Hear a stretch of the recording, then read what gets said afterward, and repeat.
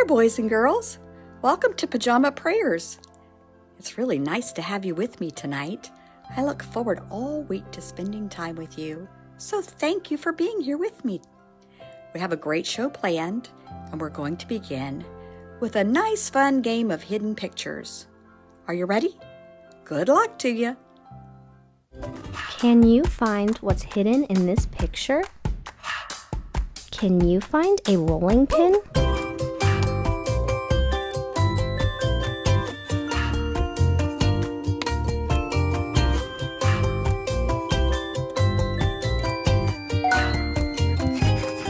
Do you see a ladle?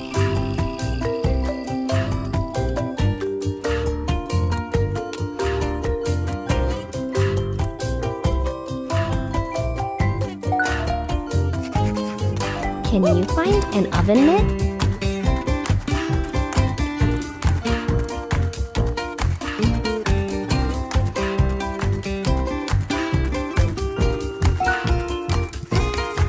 What about a paintbrush?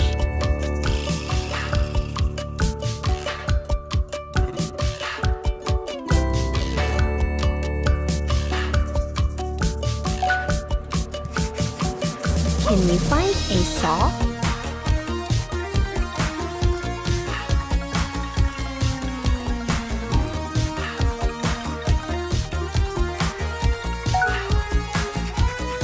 Can you find a book?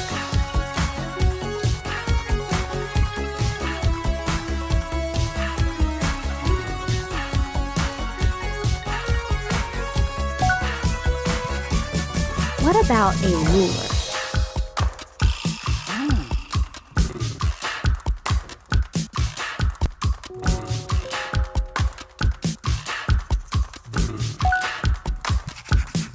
Where is the slice of pie?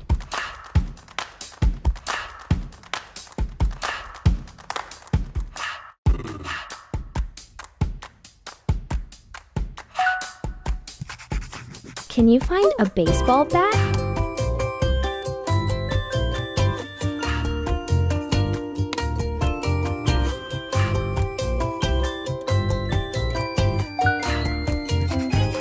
Can you find a drumstick?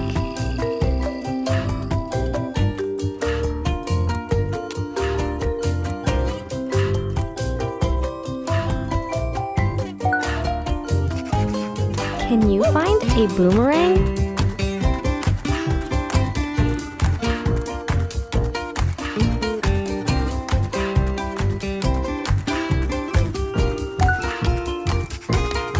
Where is the pencil?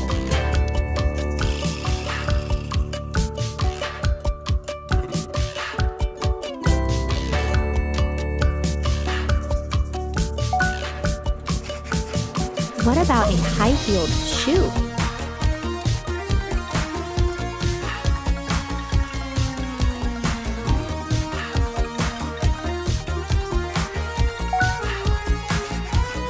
Can you find an olive?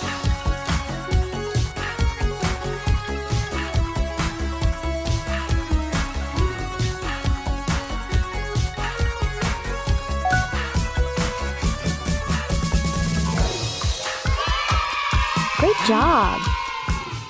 Well, what did you think about that puzzle? You know what I loved best? Was the bird houses. I thought they were so cute.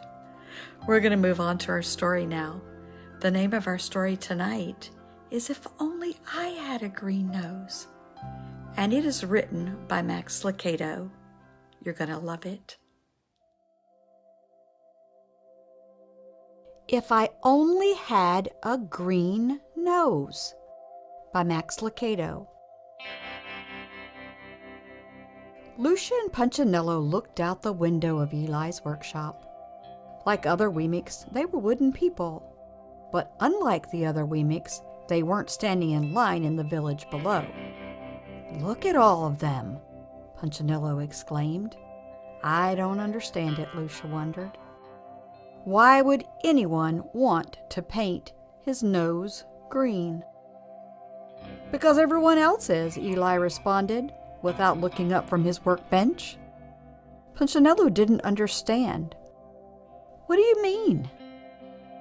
Everyone wants to look like everyone else. Sometimes it's square hats, sometimes it's tall shoes. Why, last year, the big thing was yellow ears, and now it's green noses. Everyone wants a green nose.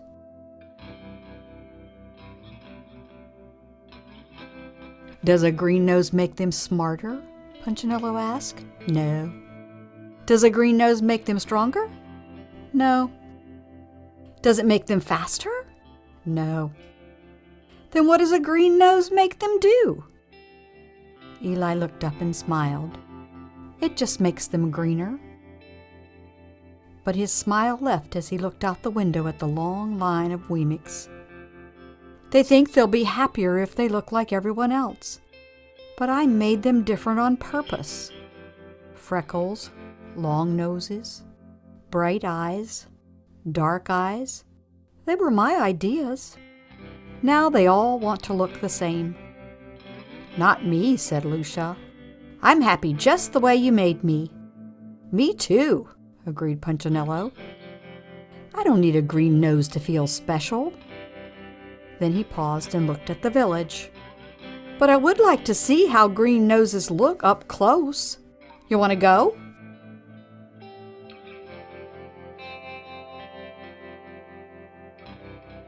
Eli smiled as the two stood to leave.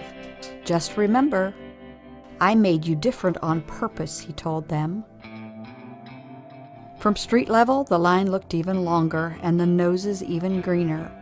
Lucia and Punchinello worked their way to the front of the crowd and watched as one Wee-Mix after another stepped into the nose coloring store and came out painted. It's the latest thing, barked a Wee-Mix on the sidewalk. Don't be the only Wee-Mix with a plain nose. Who is that? Asked Punchinello. Lucia shrugged. I don't know.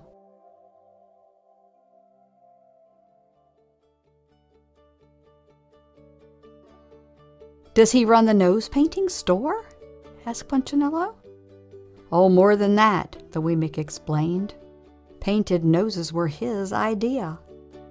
So were the square hats, and the tall shoes, and the yellow ears.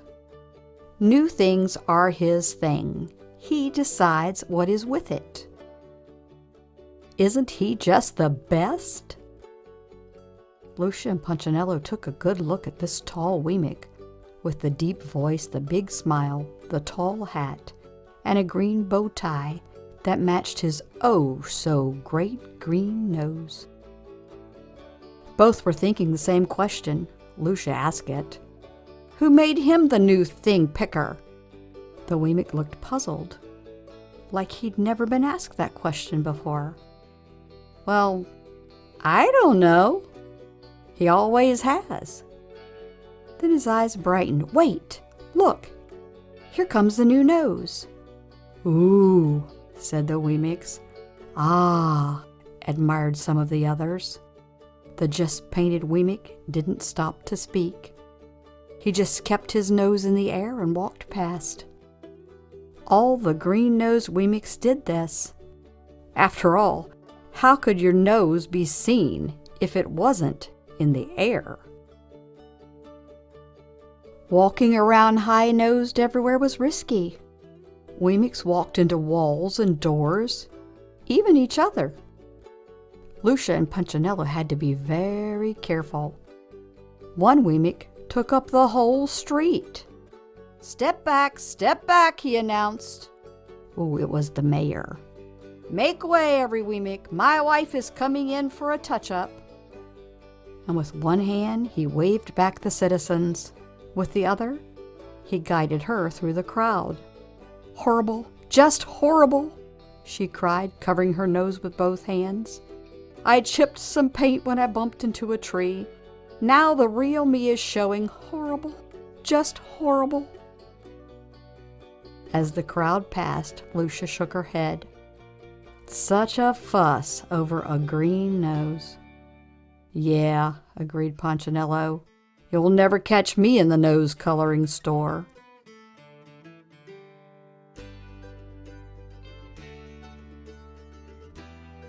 Aw, Punch, I was hoping you'd go. Punchinello recognized the voice immediately. Twiggy? He turned and looked at the wide-eyed, sweet-smiling Wee-Mick. His ears began to turn red. They always did when he saw her. He reached up and covered them. Why don't you paint your nose, Punch? I painted mine. Everyone else is painting theirs. Besides, you look good in green. Twiggy reached up and touched the tip of his nose. You're so cute. And with that, she turned and walked away. Bye-bye, she waved. Punchinello moved one hand from his ear to his nose. He turned and looked at his reflection in a store window. Lucia had to grab his hand to get his attention. Come on, Punchinello, let's go. As he walked past the store, he noticed Willie Whiffet examining his nose in a handheld mirror. Later at home, he did the same. I never noticed before, but my nose sure looks pale. The next morning, Punchinello walked down the street with his friends Splint and Woody. Are you really thinking about it? Woody asked. Sort of, Punchinello answered. They say the paint stings your nose, Woody volunteered. And it stinks, Splint added. Well, the brush could get in your eyes, Woody continued. And it only comes off with sandpaper, Splint nodded. Shh. Punchinello put a finger to his lips and pointed at a large crowd of green-nosed Wee-Micks standing in the square. Something's going on. The mayor was standing on a platform, his wife, with her nose freshly painted, and Willie Whiffet were on either side of him. Welcome, welcome, one and all, to the first meeting of the Nosy Wee-Micks Club, he announced. Your glistening green sets you apart as a Whiffet Wee-Mick. As if on cue, Wee-Micks began stroking their noses. You are classy, you are keen, you are awesome, you are green. Proud of his poetry, the mayor smiled, and the Wee-Micks applauded. We owe it all to Willie Whiffet, he shouted over the noise, the pioneer of the painted snout. Everyone applauded even louder. People love me because of you, one shouted. I have more friends, cried another. With a green nose? I'm a better Wee-Mick, exclaimed a third. The mayor hung a medal around the neck of Willie Whiffet. You have changed the face of Wee-Mickville. We salute your brilliance. Without you, we'd all look alike. And without you, we'd all look like... The mayor paused, looking for the right word. Then he saw Punchinello and his friends, and pointing in their direction, he declared with a scornful laugh, like them.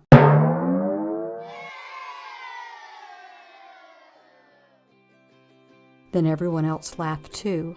Punchinello and his two friends lowered their heads and covered their noses. Let's hear it for Willie Whiffet, shouted the mayor. The Wee-Mick who discovered the cure for the common nose.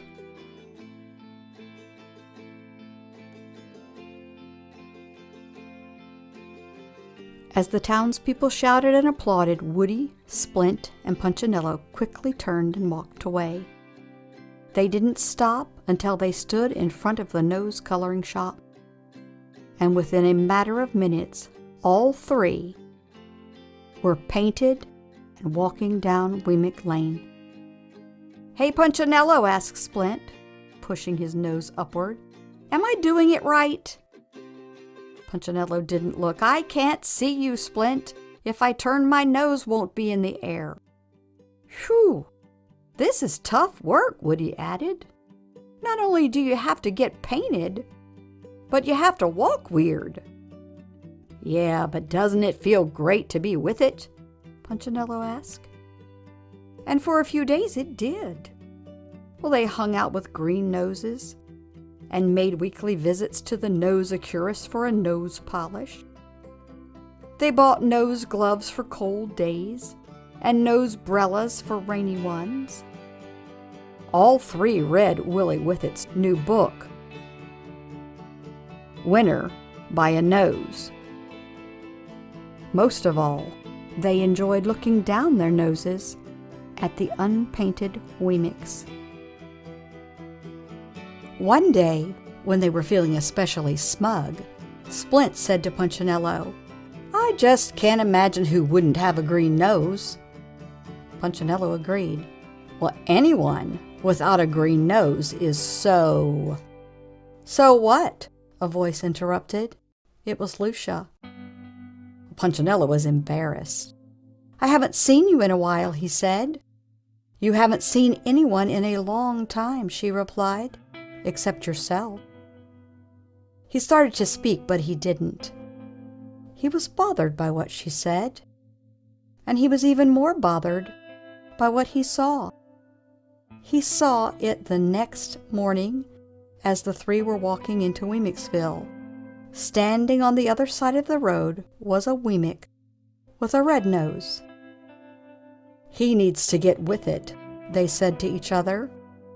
But then they saw another Wemix, also with a red nose. Then a third and a fourth. Well, by the time they were in the village, they were surrounded by red-nosed Wemix. And those whose noses weren't red were in line to have them painted. "Step right up," shouted Willie Whittet from the steps of his store. "Green noses are out, and red noses are in." "But we just got our nose painted green," they told him. "Oh, no problem," he replied. "Our red will cover the green. Step right up and get in style." The three friends looked at each other sadly. "We thought we were in style," Woody moaned. What could they do but stand in line and have their nose painted red?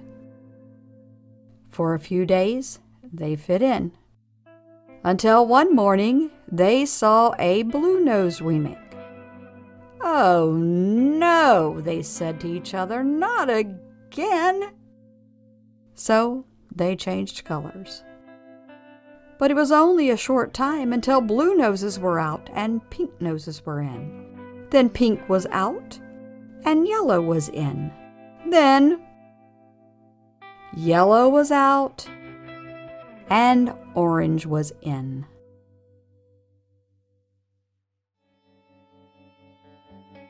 Well, soon Punchinello and his buddies had so many layers of paint on their noses that they couldn't remember what they really looked like. "This has to be the final color," they said, the day they walked out with orange noses. But once again, they were wrong. "Oh, I'm so tired of this," Woody moaned when he saw a purple-painted Wemix. "I wish my nose was a common nose again." The three sat on a rock and hung their heads. "Me too," agreed Punchinello. "I should have listened to Eli." "You think he would help us?" "Why don't you ask him?" All three turned at the sound of the familiar voice. It was Lucia. "He asks about you every day," she told them. "Oh, is he mad?" Punchinello wondered. "He's sad, but not mad."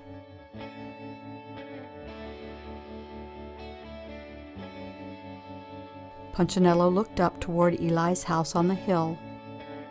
"He told me to tell you to come." Lucia spoke again. "Could I take my friends?" "Why, of course." "Would you go with me?" "Certainly." And so the four began the long walk up the hill to Eli's house.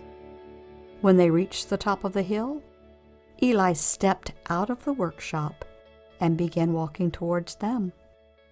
He met them in the yard, and one by one he examined their noses. "So you've been trying to fit in, eh?" Punchinello nodded. "Did you succeed?" Not really. Well, every time we got close, someone changed the rules. Yeah, that's the way it is. And my neck hurts from sticking up my nose in the air, Woody added. Well, you weren't built to walk that way.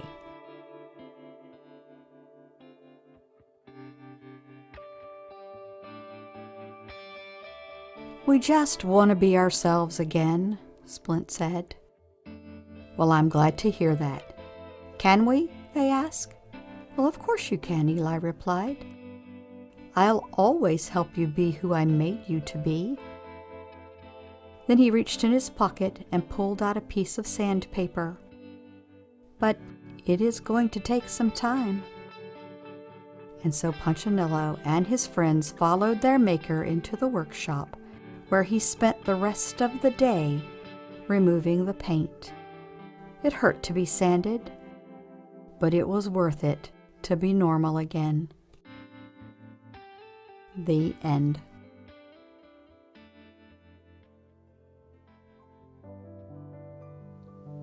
Boys and girls, have you ever found yourself in a situation like Punchinello? Trying to fit in, doing things that weren't really you, just so you could be a part of the crowd and feel accepted? God made us special, and He doesn't want us to act like everyone else. He wants us to be the special person that He made us to be. Our scripture for tonight comes from the book of Romans, chapter 12 and verse 2. It says, "Do not be conformed to this world." Or in other words, don't be acting like the people who don't love Jesus. He wants us to be true to ourselves and show His love and be different from the crowd. Well, I'm sorry to say, but we have reached the end of our show. I hope you enjoyed it, and I hope you'll join us again next Saturday night at 7 o'clock for another great story and a great puzzle and a great scripture verse. Until then, turn to someone there with you and say, "You are worth more than you know, capable of more than you think, and loved more than you can imagine." Good night.